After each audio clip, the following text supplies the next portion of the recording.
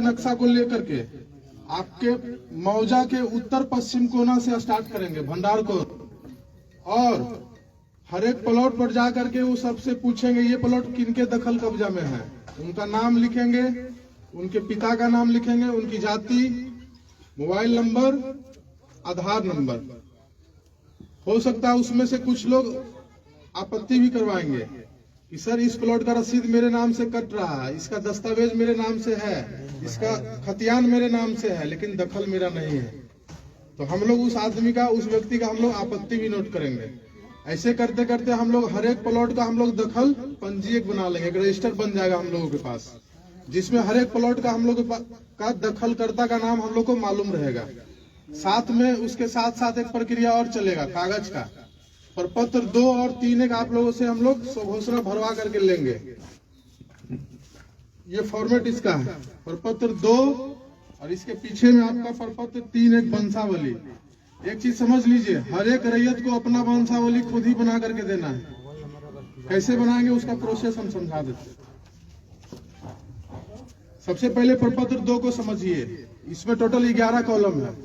ऊपर हेडिंग देख लीजिए आपका राजस्व ग्राम का नाम, उसके बाद थाना नंबर, हल्का नंबर हो सकता है बहुत लोगों को नहीं पता होगा, हल्का नंबर खाली छोड़िएगा, पुलिस थाना अंचल और जिला।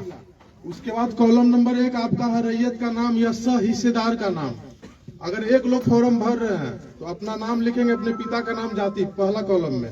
अगर मानकर चलिए एक पिता के 3 लड़के हैं, उन लोगों के बीच बंटवारा नहीं हुआ है, वो तीनों भाई चाह रहे हैं कि उनका आपस में साथ में खतियान बन जाए, तो वो जो फॉर्म भरेंगे तीनों, उसमें तीनों भाई का नाम मेंशन होगा और पिता का नाम होगा। ऐसा भी आपका होगा कि 5 पार्टनर हैं, बंटवारा नहीं हुआ, मौखिक बंटवारा है, और चाह रहे हैं कि नहीं साथ में ही खतियान बने, तो 5 लोग इसमें अपना नाम डालेंगे। एक लोग का हम उदाहरण दे देते, मान के चलिए श्याम सिंह अपना फॉर्म भर रहे हैं, तो रैयत के नाम में श्याम सिंह, पिता का नाम अपना नोट करेंगे, वो अपनी जाति नोट करेंगे, भूमिहार हो गए, यादव हो गए, जो भी आप पांडे, जो भी जाति अपना नोट करिएगा। कॉलम नंबर 2 आपका स्थायी पता का है, तो अपना ग्राम, पोस्ट, थाना प्लस जिला। उसके बाद आपका आता है खाता, खेसरा, रकबा, चौहद्दी, कॉलम नंबर 3 से लेकर 6 तक। मानकर चलिए आपके पास 10 प्लॉट है, एक प्लॉट का उदाहरण हम देते हैं। खाता नंबर 40, खसरा नंबर 1150 में 10 डिसमिल आपका जमीन है, तो खाता में 40 भरिएगा, खसरा में आपका 1150 आ जाएगा, और रकबा में आपका 10 डिसमिल होगा। बहुत कम ही ऐसा प्लॉट है जिसका रकबा आपका एकड़ में जाएगा।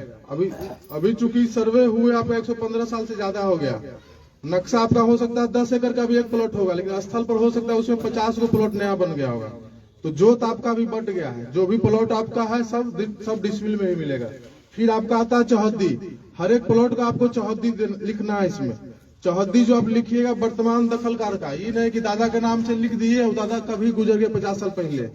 जो अभी जो लोग जमीन जोत रहे होंगे उसका चौहद्दी में नाम मेंशन करना है। अपना जमीन है उसका आपका 4 चौहद्दी होगा चारों तरफ से, उत्तर, दक्षिण, पूरब, पश्चिम।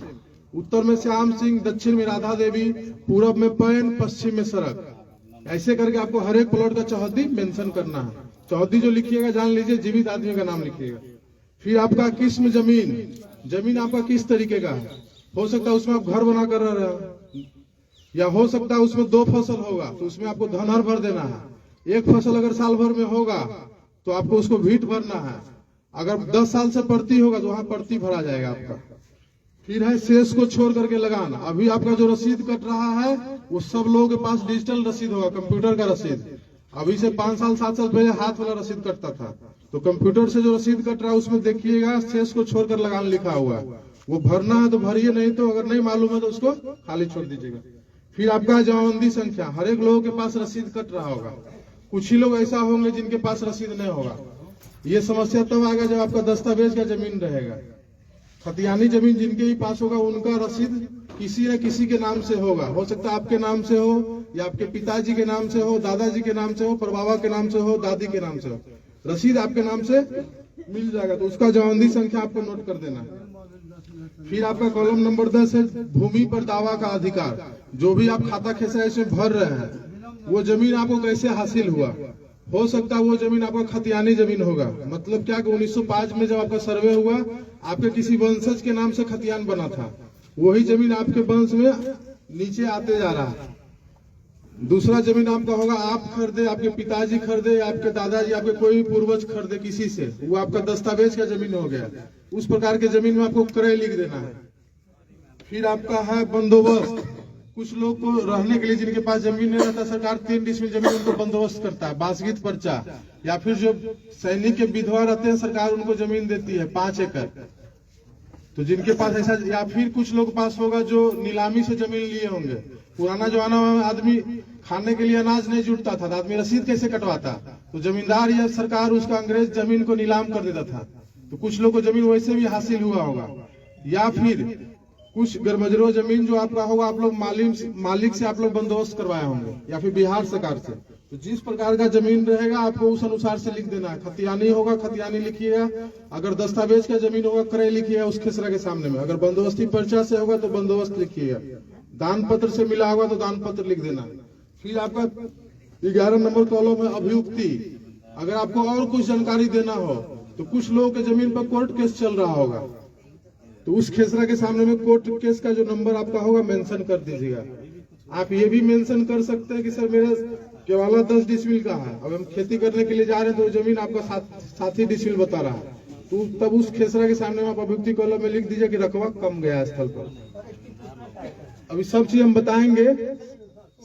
बताएंगे, उसके बाद अगर कोई समस्या होगा तो पूछिएगा। ऐसे होगा कि फिर आप पूछिएगा, फिर दूसरे लोग पूछे, हम सब बात आपको समझा नहीं पाएंगे। और जो चीज हम आपको समझाने के लिए आए मेरे दिमाग से निकल जाएगा, तो पहले हमको बोलने दीजिए, पहले हमको समझाने दीजिए। जितना चीज हम समझाने के लिए आए हैं, तब आपके मन में कुछ क्वेश्चन होगा तो हम लोग उसका समाधान करेंगे।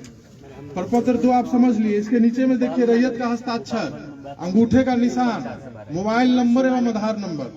तो जो लोग साइन करिएगा, जिनके नाम से फॉर्म भराएगा उन्हीं को साइन करना है। अगर वो साइन नहीं कर पाते अपना अंगूठा लगाएंगे।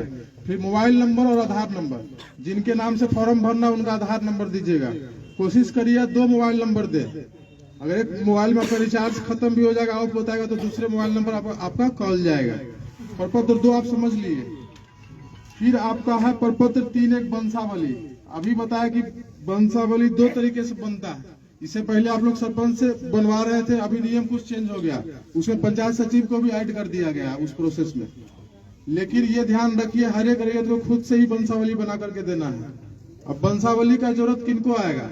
आपके परबाबा के नाम से जमीन आपका रसीद है, केवाला है, खतियान आपका है, और परबाबा चले गए ऊपर, कागज उन्हीं के नाम से है। उस कंडीशन में आपको परबाबा का नाम लिखिएगा और उनसे नीचे आपको बनाते जाना। जहां पर पहला जीवित आदमी मिल गए वहां पर वंशावली इंड हो जाएगा। मानकर चलिए मेरे परबाबा के नाम से जमीन था, मेरे पिताजी अभी जिंदा हैं, दादाजी भी चले गए, तो वंशावली जो बनाएंगे परबाबा का लड़का, अगर 3 गो, तीनों का नाम मेंशन करेंगे, उन तीनों से फिर कितने लोग हुए सबका नाम मेंशन करेंगे, पिताजी पर आकर के रुक जाएंगे, फिर मेरा नाम वंशावली में नहीं आएगा। अगर दादाजी जिंदा हैं तो दादाजी पर ही स्टॉप हो जाएगा वंशावली। मतलब पहला जहां जीवित मिल गए वहां पर आकर के खत्म हो जाना। इसमें भी कुछ चीज आपको भरना है। अंचल आपका हो गया। अब देखिए इसमें कॉलम 3 को दिया हुआ है, जहां पर 5 लोग मिल करके जहां फॉर्म भरेंगे वहां पर उनको समस्या आएगी। फिर लोग छोटा छोटा लिख करके 5 लोग का नाम इसी में लिखना है आपको, क्योंकि जो फॉर्मेट है उसी में भरना। 3 लोग तक के लिए सफिशियंट फॉर्म है वंशावली वाला। उसके बाद फिर आपका देखिए इसमें कॉलम है निवासी, ग्राम, पुलिस थाना, अंचल, जिला, जाति। फिर आपका देखिए लिखा प्रपत्र 2 में अंकित है स्वर्गीय। अभी 90% लोगों के पास जो रसीद आपका कट रहा होगा जमाबंदी, वो उनके नाम से कायम है जो पृथ्वी पर अब है नहीं, तो स्वर्गीय में उनका नाम आएगा, उनके पिता का नाम। फिर आपका है राजस्व ग्राम, और फिर आपका आ गया ग्राम। तो जिनके नाम से रसीद कट रहा है उनका पता फिर पूछा जा रहा था, जो आपका पता है वही आपके दादा का भी पता होगा, तो पता आपका सेम हो जाएगा। फिर आपका है जमाबंदी क्रमांक संख्या, तो जिनके पास 1-2 जमाबंदी होगा भर दीजिएगा। उसके बाद फिर आपका है अंकित खाता संख्या। एक चीज समझिए, हो सकता है किसी के पास 8 खाता में जमीन होगा, 10 खाता में होगा, तो केवाला लिए होंगे तो अलग अलग खाता का जमीन हो जाएगा। फिर तो इतना यहाँ पर स्पेस नहीं है कि आप 10 खाता का मेंशन कर पाइएगा, तो 1-2 खाता लिख के वगैरह कर दीजिएगा। फिर आपका खेसरा संख्या, अगर आपके पास 2 प्लॉट है तो आप आसानी से भर दीजिएगा 2 खेसरा। जिसके पास 30 गो प्लॉट होगा तो उसको 1-2 प्लॉट को लिख करके वगैरह कर देना। फिर आपका आया रकबा। रकबा में टोटल जमीन जितना होगा सबको जोड़ करके लिखना है, कट्ठा बीघा में नहीं भरना है फॉर्म, डिसमिल में भराएगा आपका। जो भी आप रकबा मेंशन करिएगा वो आपको डिसमिल में करना है या फिर एकड़ में करना है। फिर आपका है याचिका, वो आपको डिसमिल में करना है या फिर एकड़ में करना है। फिर आपका है याचिकाकर्ताओं का हस्ताक्षर, जो लोग फॉर्म भरेंगे उनका साइन होगा। 3 लोग फॉर्म भर रहे हैं, तीनों का ज्वाइंट, तीनों का साइन होगा। 5 लोग भर रहे हैं, 5 का साइन होगा। इसी के पीछे में आपको वंशावली बनाना है। अभी सब बताएंगे, अभी आप जा रहे हैं, कहीं जल्दीबाजी है, सुनिए। इसी के पीछे में आपका वंशावली बनेगा। जैसे बोले अभी परबाबा के नाम से जमीन है तो उनका वंशावली, या फिर आपके दादाजी के नाम से जमीन है। कुछ केस में ऐसा होगा जिनके पास कागज अप टू डेट है। मान के चलिए मेरे नाम से सब जमीन है, हम जोत कर रहे हैं 20 साल से, और सारा कागज मेरे ही नाम पर है, तो हमको वंशावली पीछे में बना करके देने का जरूरत नहीं है। वंशावली उनको देना जरूरी है जो कागज है लेकिन वो जिंदा नहीं है। इसी के पीछे फिर आपका एक चीज और है, देखिए वंशावली में 2 पेज है। इसमें भी सेम आपका वही है जो प्रपत्र 2 में आप भरे, रैयत का नाम, पिता का नाम, अस्थायी पता, खाता, खेसरा, रकबा। अभी प्रपत्र 2 में हम बोले कि हर एक प्लॉट का चौहद्दी लिखना है। इसमें भी आपका चौहद्दी है लेकिन उसको आप खाली छोड़ दीजिएगा, इसमें चौहद्दी नहीं भरना। फिर आपका जो अंधी संख्या भरिएगा, साइन करिएगा। अब समझिए, जिनके पास 2 प्लॉट होगा, 3 प्लॉट होगा, उनका एक पेज में ही भरा जाएगा। और जिनके पास 15 प्लॉट होगा, 20 होगा, 50 होगा, तो उनको ऐसा एक पेज में आपका मुश्किल से 4 प्लॉट ही आ पाएगा। अगर आप साफ सुथरा भरिएगा तो 4 प्लॉट आएगा। किसी के पास 20 प्लॉट है तो ऐसा उनको 5 पन्ना का जरूरत पड़ेगा प्रपत्र 2 का। ये आपका हो सकता है 1 ही में हो जाएगा वंशावली वाला आपका, ठीक है। ये आपको पन्ना ज्यादा जरूरत होगा। जिस अनुसार से आपका रहेगा, 20 प्लॉट है, 50 प्लॉट है, तो उसके अनुसार से 10-15 पेज भी आपको लग सकता है। कोशिश ये करना है कि साफ सुथरा भरिए। नहीं समझ में आता है तो आपके इस फॉर्म को भरिएगा। और एक चीज और बताए, जो आप खाता खेसरा भरिए उसके साथ आप कुछ कागज भी आपको लगा कर देना होगा। जैसे आपके पास रसीद अवेलेबल होगा, दस्तावेज आपके पास होगा, उसका फोटोकॉपी, खतियान होगा, उसका फोटोकॉपी, वो सब लगा करके और तब आपको वहां जमा कर देना। जिनके नाम से फॉर्म भरिए उनका आधार कार्ड का फोटोकॉपी इसमें लगाइए। मोबाइल नंबर कोशिश करिए 2 को डाल देने का। अब समझिए, आपके मौजा में अमीन साहब आए, हर एक प्लॉट का दखल नोट कर लिए, साथ में आप ये कागज जमा कर दिए। अब उस दखल को आपके द्वारा जो कागज दिया गया उसका मिलान होगा कि आप जो जमीन जोत रहे हैं उसी का कागज दिए कि नहीं दिए। अगर सब चीज दे दिए तो रहती जमीन का ऑर्डर हम करेंगे, आपका खतियान बनेगा। अगर मजरूआ जमीन जो आपका रहेगा उसका ऑर्डर आप, एक चीज समझिए, आपके पास 10 प्लॉट है, आप कागज आप 8 प्लॉट का आप जमा कर पाए, आपके पास 2 प्लॉट का कागज अवेलेबल नहीं हो पाया, पता भी नहीं चल रहा कि जमीन आपके पास कैसे आया, आपके पूर्वज आपको बता करके नहीं गए। तो जितना कागज अभी अवेलेबल है कोशिश करना है सबको जमा कर देना है। अब पहला जो कागज आपको हम देंगे, प्रपत्र 7 देंगे, खानापुरी पर्चा, और उसके साथ देंगे आपको हर एक प्लॉट का नक्शा। अगर आपके पास 10 प्लॉट है तो 10 प्लॉट का नक्शा मिलेगा और साथ में आपको प्रपत्र 7 मिलेगा, खानापुरी पर्चा। नक्शा जो देंगे उसको हम लोग बोलेंगे LPM, लैंड पार्सल मैप। उसमें आपको हर एक प्लॉट का नक्शा रहेगा, उसकी चौहद्दी मेंशन रहेगी। खानापुरी पर्चा जो देंगे आपको प्रपत्र 7, उसमें आपका नाम, आपके पिता का नाम, आपकी जाति, आपका पता, मोबाइल नंबर, आधार नंबर, साथ में जो अमीन साहब हर एक खेत पर जाकर के जो नया नंबर नोट करेंगे वो आपका हो गया नया खेसरा। तो उसमें नया खेसरा रहेगा, उस नया खेसरा का पुराना खेसरा क्या था, पुराना खेसरा रहेगा, साथ में उसका रकबा रहेगा और चौहद्दी रहेगी। उसमें हो सकता है कुछ आपको त्रुटि समझ में आएगा, जो कागज देंगे आपको उसमें कुछ सामान्य तरह का त्रुटि मिलेगा। जैसे आपको हो सकता है आपके नाम में गलत हो जाए, आपका पिता के नाम में गलत हो जाए, कुछ जाति में हो सकता है भूमिहार है आपका यादव हो गया, यादव है तो आपका पांडे जी उसमें आपका दिख जाएगा। या हो सकता है आपका चौहद्दी गलत होगा, मोबाइल नंबर या आधार नंबर, ये चौहद्दी गलत होगा, मोबाइल नंबर या आधार नंबर, ये सब सामान्य त्रुटि है, ये आपका आसानी से सुधर जाएगा। आपको समस्या कब आएगी, जो आपका 7 प्लॉट है आपको हम जो है 5 प्लॉट का कागज दिए, 10 प्लॉट है आपको 8 प्लॉट का ही कागज दिए, 2 प्लॉट का कागज आपको हम नहीं दिए प्रपत्र 7। तब आप हमसे क्वेश्चन करिए सर मेरा 2 प्लॉट का क्या हुआ। उस 2 प्लॉट का क्या हो सकता है वो हम बताते हैं। या तो जिस खाता का जमीन रहेगा अगर उसके वंशज जिंदा रहेंगे तो वो जमीन का खतियान उनके नाम पर बन करके चला जाएगा, या फिर वो जमीन आपका अनाबाद बिहार सरकार के नाम से खतियान बन करके अंचलाधिकारी गौरैया कोठी के पास चला जाएगा। अब वो कब होगा, जब आप कागज हर एक प्लॉट का आप दे नहीं पाते हैं। हम लोग बोले कि 2 नंबर इसमें डालिएगा, जब कागज का मिलान होगा तो आपको फोन जाएगा, अब उस टाइम में भी आप नहीं आइएगा। तो जितना कागज आपका अवेलेबल रहेगा, जितना कागज आपका सही रहेगा, उतना का आपका ऑर्डर हो जाएगा, उतना खतियान आपको मिलना है प्रपत्र साथ। अब एगो तो बोल दिया आपका जमीन हो सकता है बिहार से कर हो जाए कागज के अभाव में, या हो सकता है दूसरे के नाम पर चला जाए।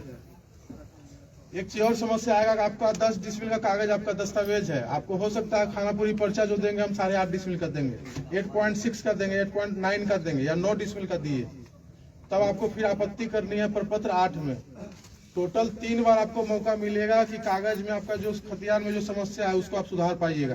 3 बार आपको 7 देंगे, उसमें कोई समस्या आपको समझ में आएगा, 8 में आपत्ति करिएगा, तब भी आपसे हम कागज ही खोजेंगे। मान कर चलिए आपका 2 प्लॉट का आपका खतियान नहीं बना, या 3 प्लॉट का नहीं बना, 4 प्लॉट का नहीं बना, या फिर रकबा गड़बड़ा गया कि रकबा आपका जो कागज में है जो आपका खतियान में उससे कम आपको दिए। ये भी हो सकता है कि कुछ लोग का रकबा बढ़ करके आएगा। अब समझिए कि रकबा गड़बड़ा कैसे रहा, और जो रकबा आपको जो देंगे हम अभी तो आपको हम ये नहीं बताएगा आपके अमीन साहब आपके प्लॉट पर जाएंगे तो आपका प्लॉट नापेंगे, ये तो हम नहीं बताए। ये हम बोलेंगे आपका नाम, आपके पिता का नाम, सब चीज नोट करेंगे, पता, मोबाइल नंबर, आधार नंबर। एक चीज समझिए, ये जो सर्वे आपका हो रहा है वो हवाई सर्वेक्षण आपका है। तो जब हवाई जहाज के द्वारा हर एक प्लॉट का फोटो लिया गया है तो हमको नक्शा के साथ साथ हर एक प्लॉट का एरिया स्टेटमेंट भी दिया गया है, ये प्लॉट इतना डिसमिल का है। अभी आपका जो उद्घोषणा आपका जो हुआ है उसमें ये बोला गया कि हर एक रैयत को अपने कागज के अनुसार आरी मेर सही कर लीजिए। जो लोग बाहर में होंगे आज से 50 साल से, हो सकता है उनका आरी स्थल पर खत्म हो गया होगा, तो चूंकि हवाई सर्वेक्षण हुआ है आपका, आरी नहीं दिखेगा तो हो सकता है 3-4 प्लॉट को मिला करके आपका एक प्लॉट बन जाएगा। या हो ये समस्या कहाँ आएगा, जहाँ पर आपका जंगल झाड़ है या फिर जहाँ पर आप मतलब पेड़ पौधा लगा दिए, बागवानी कर लिए, वहाँ हो सकता है आपका एक प्लॉट बन करके आ जाएगा। तो जब अमीन साहब आएंगे हर एक प्लॉट पर वहाँ अपने खुद से उपस्थित रह करके अपना दखल नोट करवाना है। अगर आपका नक्शा नहीं सही बना हुआ होगा तो अपना नक्शा भी वहाँ पर आप सही बनवाइएगा। ये भी कुछ लोग को मालूम होगा कि हम 10 साल 15 साल से खेती नहीं कर रहे हैं, और हर एक साल आदमी धान लगाता है, दोनों तरफ से आरी छाटता है, तो 100 साल से आरी छटा रहा है, समझिए आपका खेत कहाँ से कहाँ पहुंच गया। ऐसे भी आप अमीन साहब को आप नापने के लिए लाते हैं तो कोई बताएंगे उत्तर निकल गया, कोई बताएंगे दक्षिण निकल गया। अगर आप खेत पर रहिएगा आपको मालूम चलेगा कि मेरा जमीन ये कागज के अनुसार से कम है, जो अमीन साहब जाएंगे वहां पर आप नक्शा भी सुधरवा सकते हैं उनसे। और एक चीज और है, अगर आप खेत पर नहीं रहिएगा तो हो सकता है बगल का आपका आदमी हो सकता है आपके जमीन पर अपना भी दखल लिखवाने का कोशिश करेगा, तो उसमें फिर आपको दिक्कत होगा। अमीन साहब उस खेत पर आ गए, दखल नोट कर लिया, आगे बढ़ गया, फिर आपको ये सब वापस चलिए, तब मुश्किल आएगा। फिर आपको अमीन साहब से फिर रिक्वेस्ट करना होगा कि सर वापस चलिए, वहां पर हमको दखल दिखवा दीजिए किसका नोट है। या फिर मान लीजिए आपको पता चल गया कि नहीं मेरा नाम, अब एक चीज समझिए, किसी का 5 पार्टनर है, हो सकता है उसमें 1-2 पार्टनर ज्यादा होशियार होगा जो चाहेगा कि, या फिर हो सकता है उसमें 2 पार्टनर बाहर रह रहे हो, उनके मन में आ सकता है कि वो बाहर में है, उनको पता नहीं है सर्वे के बारे में, उनका भी जमीन हम खुद ही चरवा ले, ये हो सकता है। तो आपको जागरूक रहना है, प्लॉट पर रहिए, या फिर आपका अलग दखल कब्जा है तो अपना फॉर्म आप भर करके जमा करिए। कोई समस्या है अमीन साहब से मिलिए, उनसे समाधान नहीं हो पाता हमसे मिलिए, हमसे नहीं होगा तो हम लोग जो कर रहे हैं अभी, हम लोग बोले डिजिटल सर्वे है, पर पत्र 7 जो आपको हम हाथ में देंगे वो इस पर भी अपलोड रहेगा, पूरा मौजा का नक्शा आपको इस पर अपलोड रहेगा। कोई भी प्लॉट पर टच करिएगा आपको दिख जाएगा कि वो प्लॉट किसके नाम से सर्वे हुआ है। आपको दूसरे आदमी के पास जा करके रिक्वेस्ट करने का, बाबू भैया करने का जरूरत नहीं। अगर आप फोन चलाना ऐसा जान रहे हैं, आपको किसी से कोई मतलब नहीं, फोन खोलिए, वेबसाइट बता देंगे, उस पर आपके मौजे का नक्शा आपको अवेलेबल रहेगा।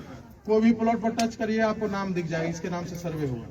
आपको बोले कि हम प्रपत्र 7 दिए, तो प्रपत्र 7 मान के चलिए आपके पास 15 प्लॉट है, आपको 13 प्लॉट का हम प्रपत्र 7 दिए, आपको एक भी प्लॉट टच करिएगा आपको 13 प्लॉट का आपका कलर चेंज हो जाएगा।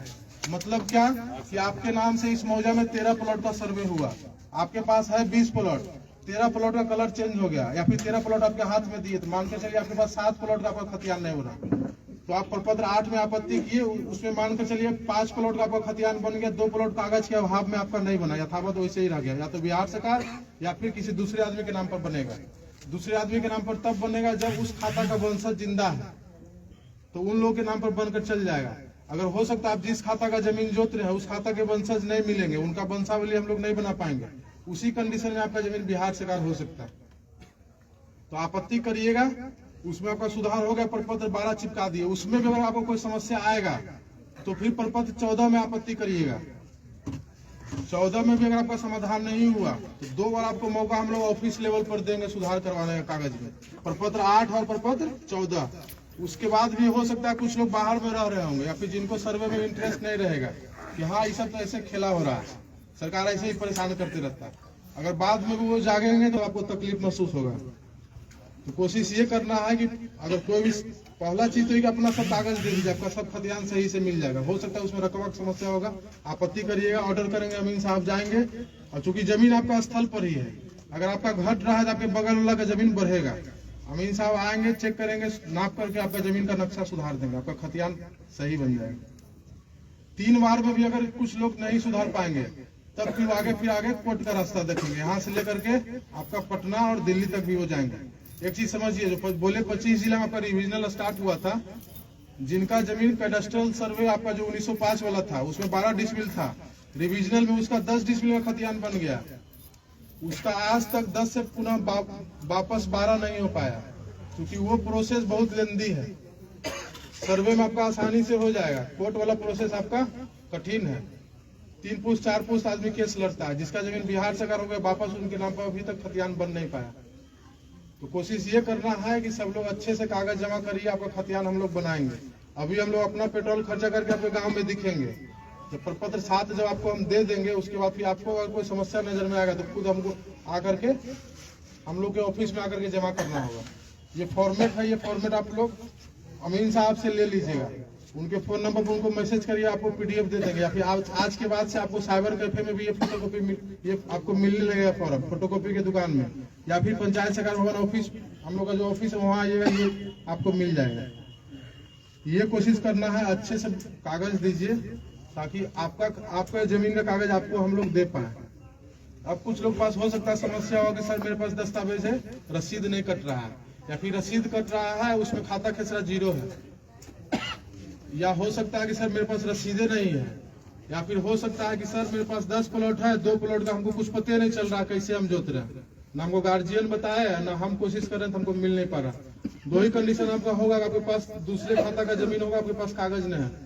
हो सकता है आपका वो जमीन मौखिक बदलान हुआ किसी से कि मेरे पास ये जमीन है, तुम्हारा वहां पर है, हमको नजदीक यहाँ पर अपना वाला जमीन दे दो, अब मेरा वाला तुम जोत लो। तो आप अगर सौभाग्यशाली होंगे तो आपको गार्जियन बता करके जाएंगे कि फलानवा से तुम्हारा बदलान है, इस आदमी से तुम्हारा बदलान है। अगर आप सर्वे में कागज नहीं दीजिएगा, अगर मेरे पास आइएगा हम लोग के पास, हम लोग आपका सहायता करेंगे, बता भी देंगे कि आपका जमीन जो है, आप इस आदमी का आप जमीन आप जोत रहे हैं, आप उनसे जाकर के पता कर लीजिए आपका जमीन कहीं बदलान तो नहीं। अगर मौखिक बदलान रहेगा तो आप अपना वापस जमीन पर चल जाइए, आपका खतियान आपके नाम से बन जाएगा। अब एक और बदलान आपका होता है रजिस्ट्री वाला, कि हम तुमको लिख देते हैं, तुम हमको लिख दे, उसमें तो फिर कोई समस्या नहीं। तो जहाँ कागज नहीं रहेगा वहाँ कोशिश करना है कि आकर के हम लोगों से हेल्प लीजिए। पहला काम अभी आप लोग का ये है कि अभी आपके पास जितना कागज अवेलेबल है उसको आप भरिए और जमा कर दीजिए, और बाद में फिर आपके पास जो कागज नहीं रहेगा वो आप उसको ढूंढिए, नहीं मिलता फिर हम लोग से संपर्क करिए। जहाँ तक हम लोग का होगा हम लोग आपका हेल्प करेंगे। किन्हीं के पास हो सकता है उनको जमानती का पता ही नहीं होगा, तो हम लोग कोशिश करेंगे, हम लोग के पास भी कुछ कागज अवेलेबल है, हम लोग कोशिश करेंगे आपका हेल्प करने का। ये समझिए कि जितना अच्छा आप कागज जितना सब प्लॉट का दीजिए उतना अच्छा खतियान आपका बनेगा। अगर नहीं बन पाता कोई कारण से तो आपको 3 बार भी मौका मिला है, 3 बार में सुधरवा लीजिए। अगर नहीं सुधरिएगा तो आपके आने वाला पीढ़ी या फिर आप खुद ही उस जमीन को जब बेचने के लिए जाएंगे तो बिहार सरकार बताएगा बिकेगा नहीं जमीन, या फिर दूसरे आदमी के नाम पर बताएगा तब भी आपका जमीन नहीं बिकेगा। या फिर जमीन आपका रोड पर जमीन है 10 डिसमिल, आपको एलपीएम या फिर खतियान आपका 8 डिसमिल का बन गया, अभी रोड पर का एक डिसमिल का भी वैल्यू है। तो कोशिश ये करना है कि अगर कोई समस्या आपको समझ में आता है पर साथ में या आगे जाकर के उसको सुधरवाइए आपत्ति देकर। बाकी और जो कुछ जानकारी हमारे विशेष सर्वेक्षण सहायक बंदोबस्त पदाधिकारी सह पूरे हम लोग का ऑफिस का जो हेड है वो आपको समझाएंगे।